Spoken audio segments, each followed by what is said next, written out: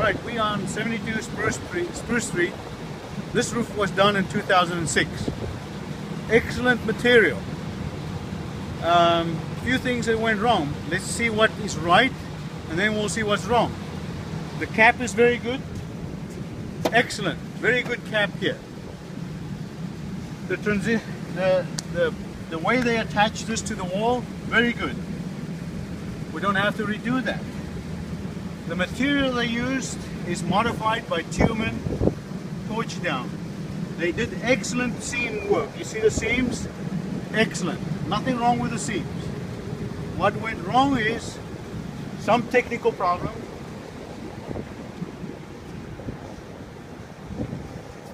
The material started shrinking and curling up, and you can see all the curls here. You see it here, and here, and here, and here.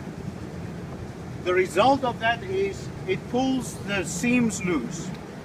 So it puts stress on the roof because they did a technical error in this corner and all the corners of this roof. And therefore it puts stress on the roof. But this is not the end of this roof. The best thing to do is to add another ply. We call this a single ply roof. Now you add another ply of the same material on top of this roof and you fuse it together and it becomes a roof that's indestructible.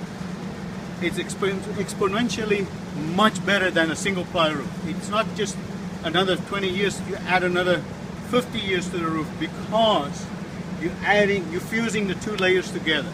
That is an unbelievable roof. The best way to do it. What we can do to relieve the water is to make a channel right to the drain. We cut some of the roofing material here.